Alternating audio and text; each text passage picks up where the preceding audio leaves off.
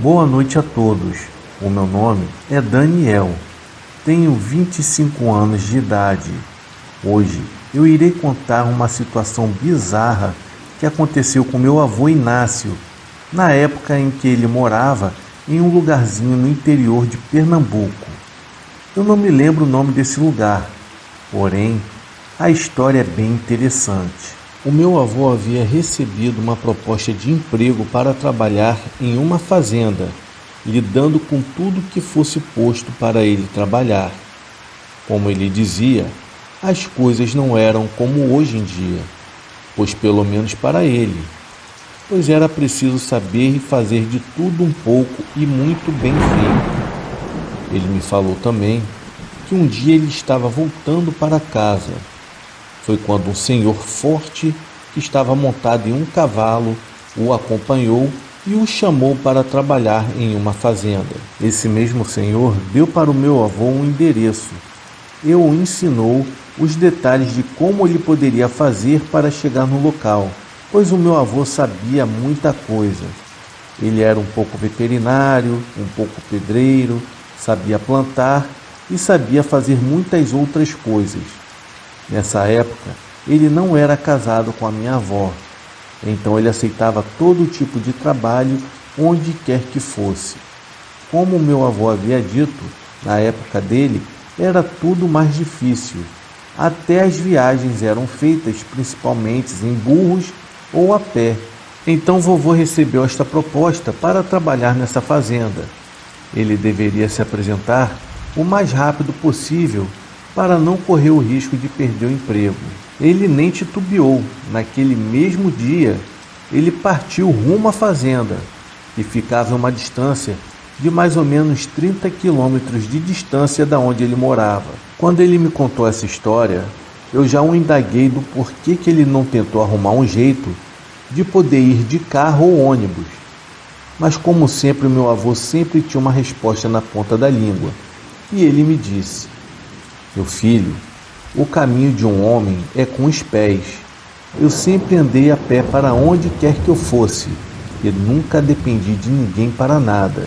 E se eu quisesse ir, independente do lugar que fosse, eu iria com as minhas próprias pernas. Até mesmo que na minha época os transportes públicos não existiam com a qualidade que existe hoje. Os ônibus existiam, mas não era todos os dias, e faziam apenas uma rota de ida e dias depois uma rota de volta, para pegar quem quisesse voltar. Esse foi o motivo pelo qual fez o meu avô decidir seguir viagem no sábado para chegar na segunda-feira ou antes nessa fazenda. Ele reservou a cabaça com água, algumas coisas para comer e partiu com uma trouxa nas costas pela estrada, saindo pela manhã do sábado. Ele conta que quando chegou a noite, ele resolveu se arrumar debaixo de uma grande pedra para passar aquela noite. E quando amanheceu, ele pegou as suas coisas e continuou sua viagem. E quando ele queria comer, ele fazia um pequeno fogo e preparava uma carne salgada que ele carregava, ou qualquer pássaro que ele acertasse com sua baladeira, pois a água era a que ele carregava, ou quando encontrava algum poço ou açude pelo caminho. Porém, para o seu azar, a cabaça no qual ele levava a água estava vazando e acabou perdendo toda a água que estava carregando. No domingo, ele quase morreu, pois estava sem água e não encontrava nenhum poço ou algum lugar onde pudesse matar sua sede, pois em um certo momento ele finalmente avistou um pequeno lago cheio de cabras, onde elas estavam bebendo e defecando dentro da mesma. Ele pensou que estava salvo, mas não havia nem sinal do dono das cabras e de alguma casa por perto. Então o jeito foi ele ter que beber aquela água imunda, cheia de urina e fezes dos animais. Após o meu avô ter se sujeitado a beber aquela água podre, ele automaticamente percebeu que tudo já estava dando errado para ele. Ele só pensava que aquilo ali poderia ser um mau sinal. Ele me dizia que quando eu fosse fazer alguma coisa e logo de início aquilo começasse a dar errado logo no início, aquilo ali com certeza seria um mau sinal, e era para que eu não insistisse com aquilo. Eu prestava muita atenção quando ele me falava essas coisas. Então o meu avô me falou que quando ele terminou de beber a água, ele não quis mais fazer nenhuma pausa e continuou direto até chegar nessa tal fazenda, quando até que enfim ele acabou chegando. Isso era por volta de meio-dia do domingo, um dia antes do combinado. Foi então que o patrão dele já o ordenou para buscar mais pastagem para abastecer o posto dos animais. Então o meu avô me contou que ele nunca havia se negado a fazer nenhum tipo de serviço, mas naquele dia foi a primeira vez que ele sentiu vontade de recusar e voltar para casa dali mesmo, pois ele esperava chegar, tomar um banho, comer alguma coisa e pelo menos descansar um pouco daquela viagem. O meu avô já tinha colocado na cabeça que queria desistir daquele trabalho, pois o que o patrão havia feito com ele foi uma grande desfeita. O meu avô pensou um pouco e decidiu ficar pelo menos aquela semana, pois ele tinha pegado desgosto daquele serviço antes mesmo de começar e que não iria ficar por muito tempo. Após ele ter terminado a tarefa que o patrão tinha pedido, ele foi então levado até uma casa onde ficaria hospedado. Era uma casa pequena, porém bem conservada. A janta era servida em uma grande mesa que ficava no alpendre da casa do patrão, e ele só podia ir até lá só na hora que fosse chamado.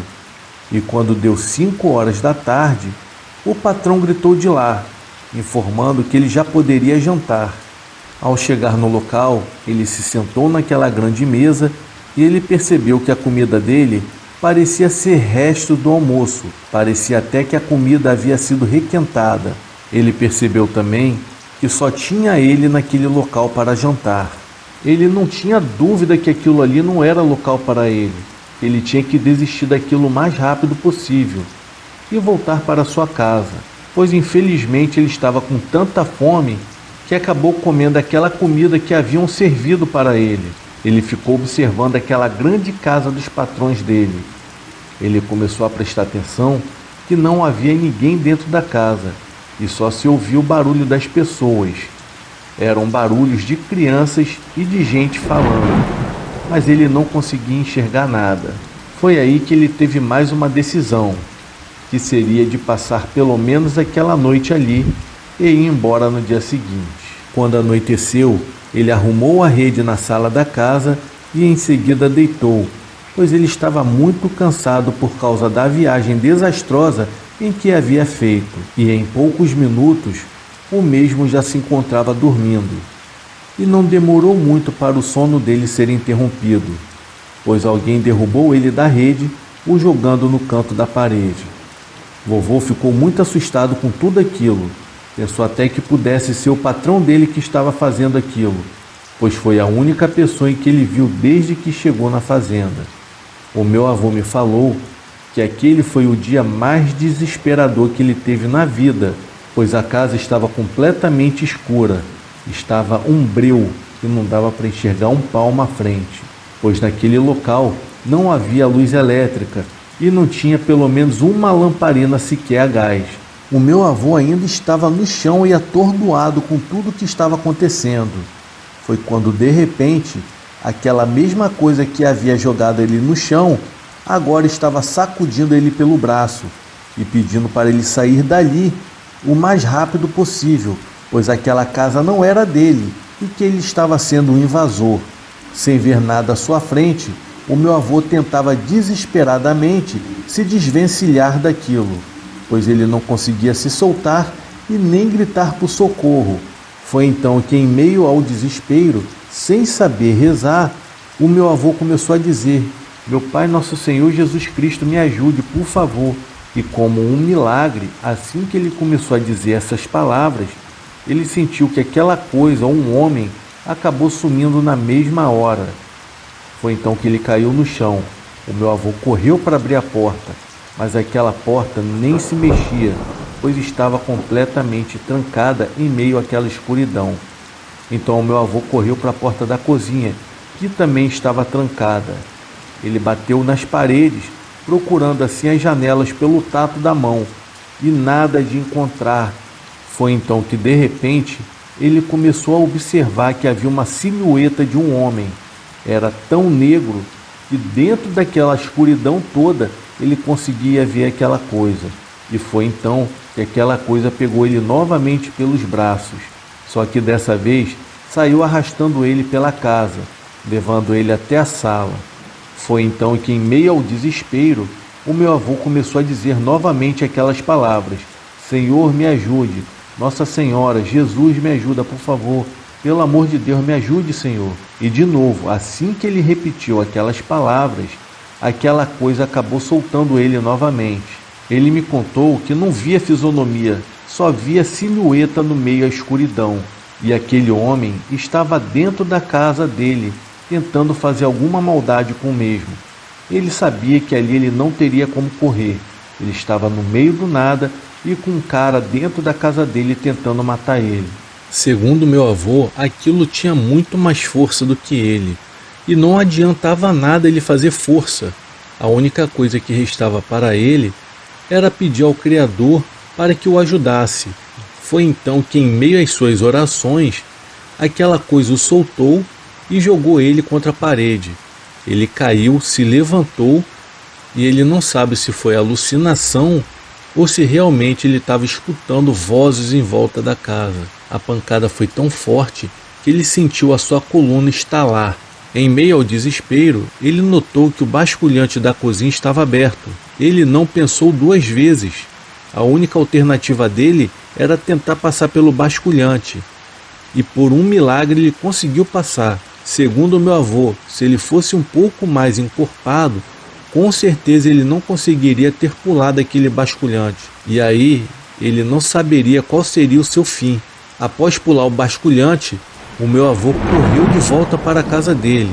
Ele fez os 30 quilômetros de volta. Segundo meu avô, no meio do percurso, no meio daquela escuridão, ele começou a ouvir choros de criança. E aquilo ali estava acabando com ele. Ele falou que achou que fosse morrer, pois os choros de criança o seguiam no meio do percurso. O meu avô me contou que ele, quando chegou na casa dele, já era de manhã.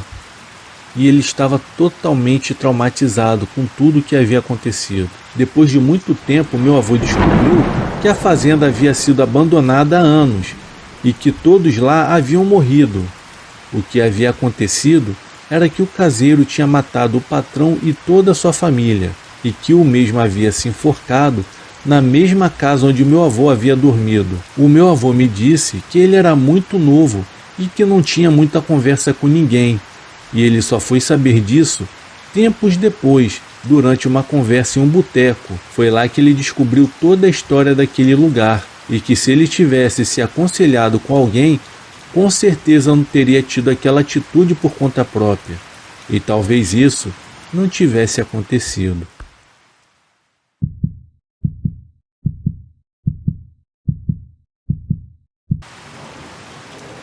Boa noite a todos do canal Terror e Chuva. O meu nome é Rosane e eu vou contar para vocês o que aconteceu na minha casa há mais de 40 anos atrás. Na época, eu ainda era uma criança. Nós vivíamos no Rio Grande do Sul, mais precisamente no interior de São José do Norte. A casa ficava à beira de uma estrada conhecida como Estrada do Inferno. Os meus pais eram agricultores. Nós éramos de uma família grande. Eu era a penúltima filha entre 9 irmãos, 5 meninas e 4 meninos. Sempre fomos muito humildes e muito trabalhadores também, e desde muito cedo já ajudávamos na roça dos meus pais. Plantávamos frutas, legumes, verduras, tudo para a nossa alimentação. Aproveitávamos também o espaço para criar alguns porcos e galinhas. Até então, nada de estranho e assustador havia acontecido na minha vida. Porém, eu me lembro das tardes quentes de verão em que avistamos ao longe uma silhueta estranha na estrada. Eu e os meus irmãos sempre corríamos para avisar os nossos pais que alguém estava vindo em direção da nossa casa. A minha mãe prontamente providenciava água fresca e algum alimento para esperar, pois se não fosse alguns dos nossos vizinhos, que moravam a alguns poucos quilômetros da nossa casa, poderia então ser algum andarilho precisando de ajuda.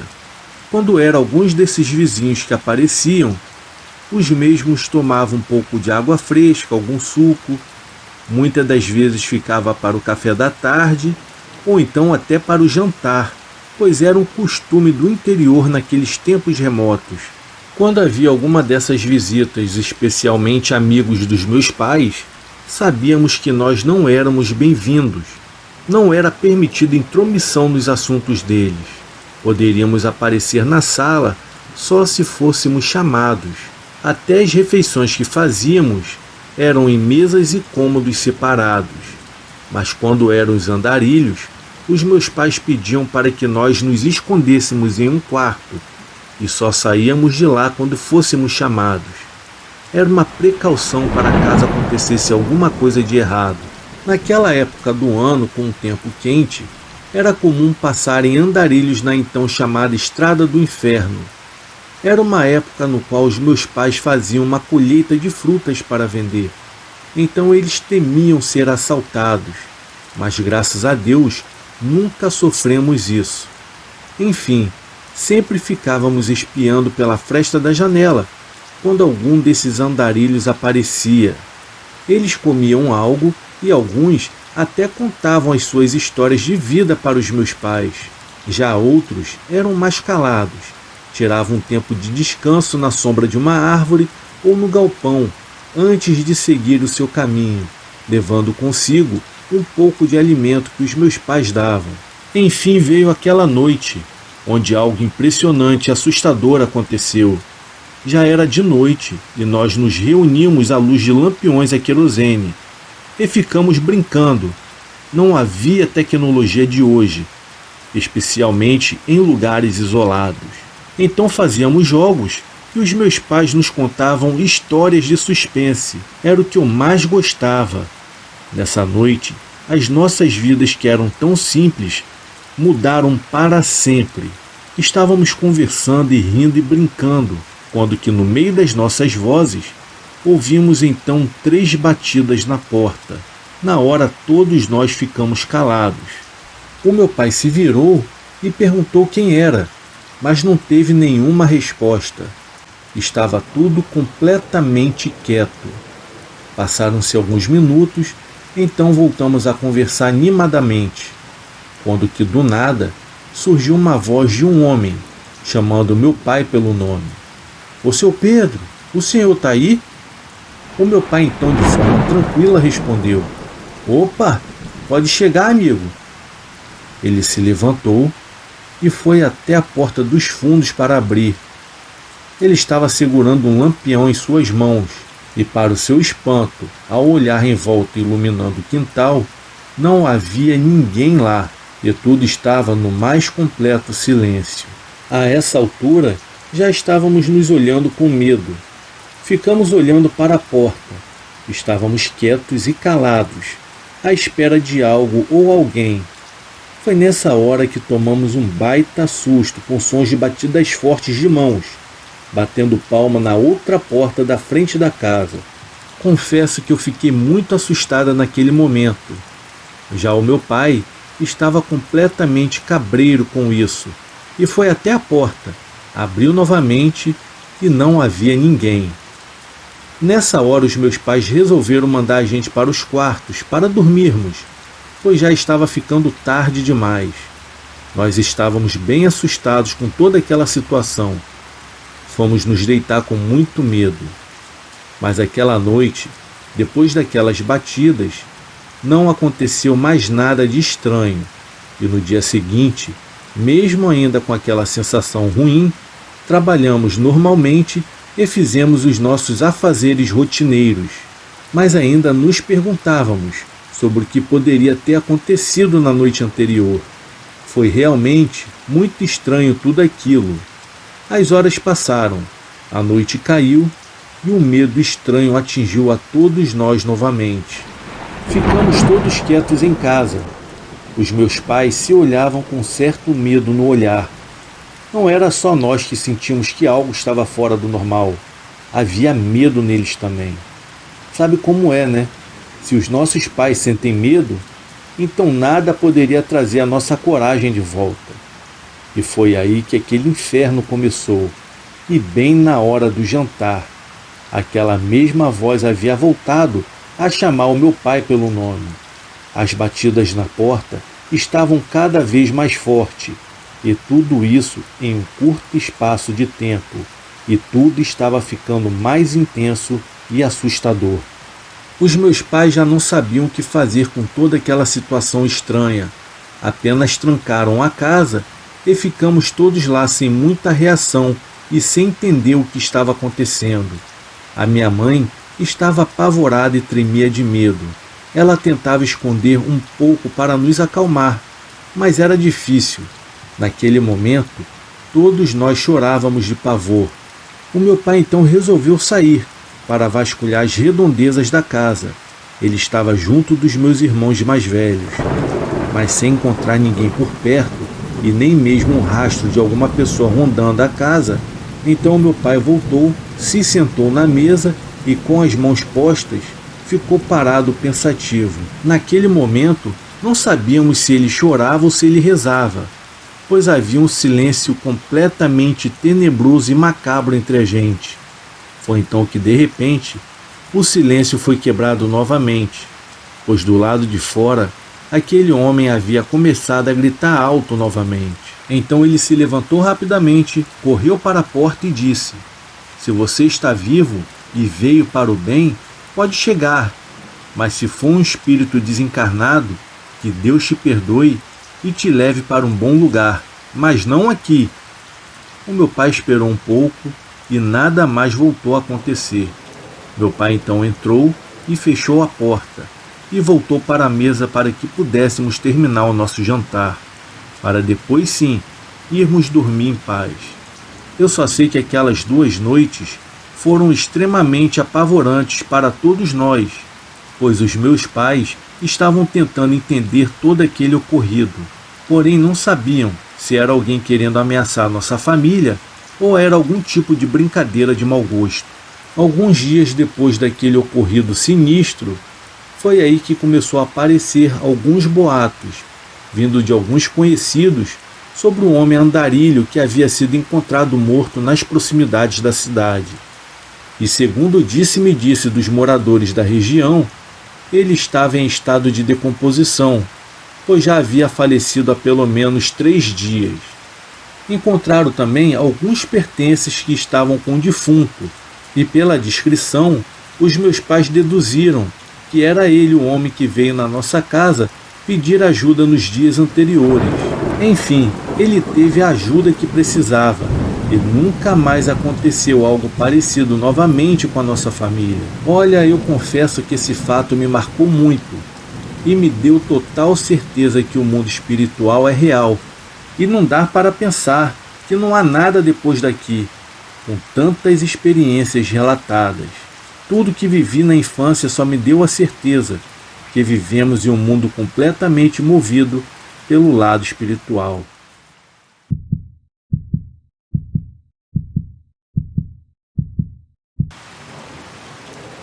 Boa noite. Venho contar um relato que ocorreu na década de 1980 com meu amigo Augusto Flávio, quando ele foi trabalhar no interior do Mato Grosso. O meu amigo Flávio é natural do interior da Bahia, onde viveu até os seus 16 anos de idade. Como ele era um rapaz sozinho no mundo, nessa época ele recebeu uma proposta para trabalhar no centro-oeste do Brasil, junto com seu amigo André. Como naquele tempo o André tinha um Fusca 69, o Flávio então não se preocupou com o transporte, já que os dois eram como irmãos e certamente o André não iria negar uma carona. Eles arrumaram toda a bagagem e partiram para o Mato Grosso. Por ser uma viagem cansativa, os dois ficaram uns 4 dias na estrada viajando de Fusca. Depois de uma longa jornada, finalmente eles chegaram numa grande fazenda do século XIX. Assim que chegaram naquela propriedade, em uma manhã de inverno, perceberam um clima sombrio e pesado ao mesmo tempo, pois aquela propriedade era muito antiga e aparentava ter mais ou menos uns 100 anos de idade. Assim que puseram os pés fora do Fusca bege, foram recebidos por João Santana e o seu encarregado-chefe Antônio Calixto, que estavam saindo de dentro da casa. Quando pisaram na casa pela primeira vez, sentiram uma atmosfera mais pesada naquele ambiente. Como o casarão estava fechado por mais de 50 anos e tinha sido adquirido por uma família tradicional do Mato Grosso que desejava morar após a sua reforma, os dois ficaram inicialmente tomando conta do casarão à noite e durante o dia ajudariam na reforma. Como a fazenda não ficava muito longe da cidade, os dois poderiam ir ao centro durante a noite e visitar uma igreja evangélica, onde mais tarde o Flávio conheceria sua esposa Verônica. Vou relatar os fatos conforme o Flávio me relatou, quando esteve em Nova Iguaçu. Eu tinha 17 anos de idade naquele tempo. Eu tinha sido convidado pelo meu amigo André para ajudá-lo em uma reforma que ele faria no Mato Grosso. Assim que chegamos naquele lugar, percebi que alguém nos observava em um dos quartos vazios daquele grande casarão. Porém, eu não dei muita atenção, já que o Dr. Santana nos tinha reservado um quarto mobiliado com geladeira e TV, coisa que era um luxo na época, e nós poderíamos ficar hospedados na sede da fazenda até o final do serviço. Arrumamos as roupas e fomos almoçar e ajudar na pintura de alguns quartos. O seu Calixto nos disse que durante a noite, caso precisasse de alguma coisa, a sua casa ficava a 5 minutos da fazenda. E devido ao serviço ter sido pouco naquele dia, terminamos mais cedo. Já no final da tarde, eu fui tomar um banho e assistir um pouco de televisão. E ali, assistindo a TV e sem perceber, eu acabei pegando no sono. E foi quando eu estava deitado que eu percebi que eu não conseguia me mexer na cama. E uma sensação muito ruim tomava conta de mim. Os meus olhos não se abriam e eu sentia como se alguém estivesse me observando. Por mais que eu tentasse gritar ou me movimentar, nada acontecia. Como sempre, fui uma pessoa que sempre acreditei muito em Deus. Comecei chamando então pelo nome de Jesus e de repente eu acabei me despertando. Mas ao abrir os meus olhos, o que eu pude ver foi uma sombra negra em pé, perto do guarda-roupas. Aquela coisa tinha uma forma de homem, com um chapéu e uma longa capa preta, em forma de fumaça, que cobria parte do seu corpo. Aquilo foi uma experiência muito macabra para mim. E em um piscar de olhos, o monstro desapareceu. Já mais tarde, por volta das 00:30, André dormia na outra cama, com um sono muito pesado. Eu até pensei em chamá-lo, mas não quis perturbar o seu descanso. E durante aquela noite, eu não consegui dormir mais. Até cheguei a imaginar que alguém me olhava pela janela, pois não tinha cortina, e mesmo com um pouco de medo, eu resolvi levantar-me da cama e dar uma espiada pela janela.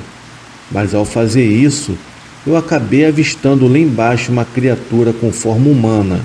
Aquela coisa tinha uma cor negra muito escura e correu em uma velocidade aterrorizante, sumindo em direção à estrada escura. Assim que o dia amanheceu, o seu João e o seu Calixto chegaram com os homens para ajudar na obra. Naquele mesmo dia, eu perguntei para o André se ele havia percebido algo de estranho naquela casa.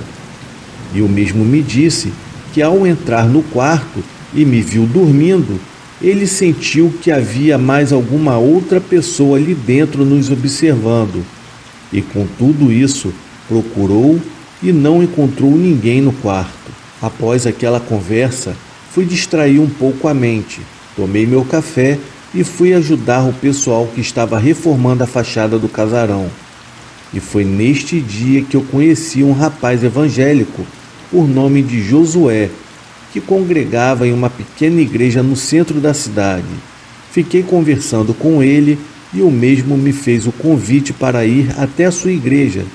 Mas como eu não gostava de protestantismo naquele tempo e simplesmente por acreditar que Deus não estava ali, inventei uma desculpa e fui jogar um entulho em uma ribanceira perto do rio, que banhava a fazenda. Ali mesmo eu fiquei um pouco distraído pensando na vida. E de repente, percebo que alguém ou algo me observava novamente. Mas eu não consegui ver quem era. Olhando para os lados, eu vejo uma sombra negra ao longe, mais afastada. Aquela coisa tinha uma aparência humana, mas o seu rosto não parecia ter boca. Os olhos eram brilhantes e escuros ao mesmo tempo. Quando aquele ser me viu olhando para ele, sumiu rapidamente. Quase fiquei em pânico por um tempo, mas consegui disfarçar minha preocupação e voltei para o casarão.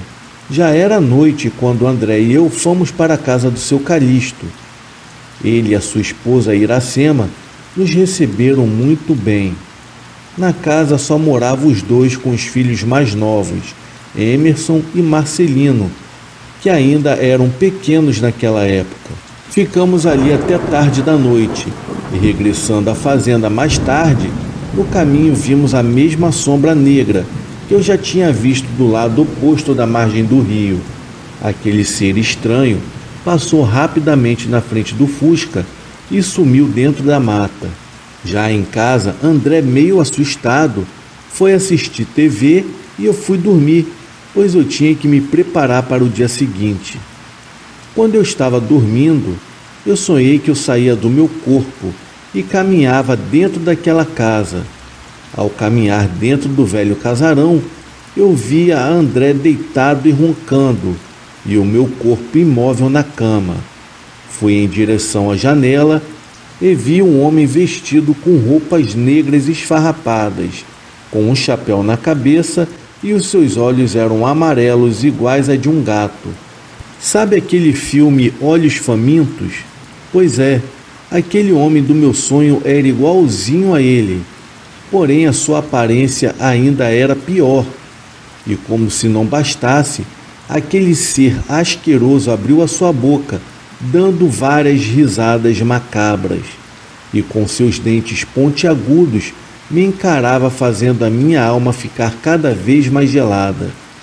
Eu comecei a sentir uma falta de ar e o meu corpo foi puxado para fora da casa. E quando eu cheguei em frente do casarão, eu vi um outro demônio se escondendo perto daquele homem horrível. E essa criatura era ainda pior. Esse outro ser era muito peludo e a sua aparência era de um lobo com longos chifres. Ele tinha um olhar de muito ódio. Os olhos daquele monstro eram azuis escuros e o seu nariz era comprido igual a de um cachorro pastor alemão. Aquele ser dava urros macabros, só que não sei como descrever. Perto daqueles dois seres misteriosos, fiquei com mais medo ainda e comecei a gritar em nome de Jesus Cristo, pois só Ele poderia me tirar daquela situação apavorante. Quando eu gritei o nome do Altíssimo, aqueles dois demônios explodiram, dando uma forma de névoa negra que acabou sumindo no ar. Acordei rapidamente com um susto e abri os meus olhos, percebendo que havia uma sombra negra que sobrevoava o teto e que desapareceu rapidamente. Como eu sabia rezar um pouco, comecei fazendo orações em voz bem baixa, com toda a minha fé, e pedindo em Jesus Cristo. Conforme eu estava orando, comecei a escutar passos correndo no andar de cima, como se estivesse alguém fugindo, seguido por um batido de asas. Depois disso, a casa ficou tranquila. Acordei no dia seguinte ajoelhado e perguntei para o André se ele tinha sentido algo de estranho. Mas, para minha surpresa, ele declarou que durante a noite, enquanto dormia, ele sentiu como se alguém estivesse apertando seu pescoço com mãos muito geladas, e por mais que tentasse abrir seus olhos, ele não conseguia. Mas de repente aquilo parou. Então ele voltou a dormir novamente. Na semana seguinte, aceitei o convite de Josué e fui à igreja com André. E quando chegamos na igreja, fomos recebidos pela filha de um membro, que hoje é minha esposa. Nessa época, ela tinha apenas 14 anos de idade e eu 17. Era uma moça muito bonita, já que sua família tem origem polonesa e eles são naturais do Paraná. Naquela mesma noite, uma moça negra de aparência franzina se manifestou com o demônio dentro da igreja. Foi uma cena muito macabra. Os seus cabelos eram muito crespos e ficaram lisos e arrepiados para cima. Suas unhas cresceram e os seus dentes pareciam de vampiros. Sem falar nos seus olhos que ficaram azuis escuros. Aquela moça sentiu uma raiva extrema. Pegou um dos bancos muito pesado que só 3 homens tinham força para carregar, com as mãos para cima tentando arremessar o banco na direção dos obreiros da igreja. Aquele espírito imundo falava muitos palavrões e rosnava dentro do templo. O pastor Otávio fez orações com a Bíblia em suas mãos, conseguindo expulsar aquela entidade. A mulher foi abaixando o banco e voltou em seu estado normal. E ao voltar da igreja naquela mesma noite, eu tive a mesma sensação que antes, só que dessa vez oramos e conseguimos dormir tranquilamente. Uma semana depois, eu tive o mesmo pesadelo com o mesmo homem do sonho anterior, só que dessa vez eu havia saído do meu corpo e voava na direção do céu. E quanto mais alto eu subia, eu podia ver os continentes e os planetas do espaço sideral. Fui me afastando da Terra, que tinha sua forma como uma pizza, envolvida por uma espécie de cúpula celestial. O que me intrigou é que aquele formato não fazia nenhum sentido com o que era nos mostrado na escola. Eu fiquei bem confuso com tudo aquilo. E quando eu cheguei perto de Marte, não me pergunte como eu sabia que aquele planeta era Marte, pois eu sabia. Foi então que um grande buraco negro se abriu no centro do espaço. Eu fui puxado para dentro dele e ao cair dentro daquele buraco, eu via várias sombras negras. Também vi várias pessoas de diferentes partes do mundo, mas elas não perceberam a minha presença. Então uma força estranha continuava me levando para aquele lugar desconhecido. O lugar parecia um grande pântano com céu avermelhado, cercado por montanhas derramando lavas, onde havia um grande lago negro de um tipo de lama podre. Pessoas pediam socorro desesperadamente, e a aparência daquelas pessoas eram de cor cinza, e as suas roupas eram completamente esfarrapadas, com um tipo de gosma preta saindo de dentro de suas bocas.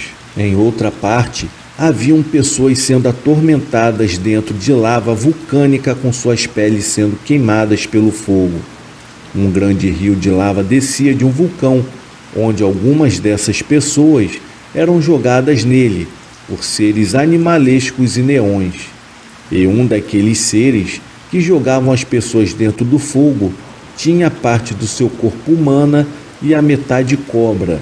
Era uma mulher de grande estatura com cabelos negros e compridos e uma longa cauda de serpente. Aquele monstro torturava aqueles homens e mulheres com muita violência.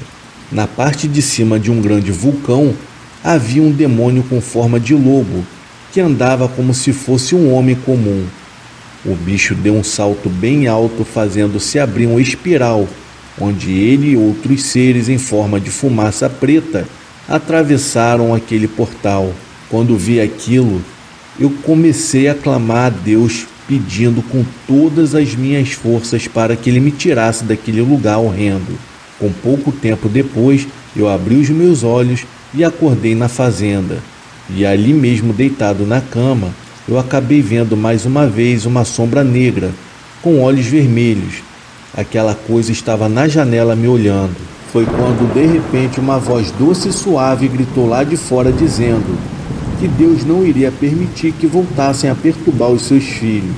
Aquela coisa ficou furiosa e se transformou em um redemoinho preto, que, girando como um peão, sumiu na escuridão.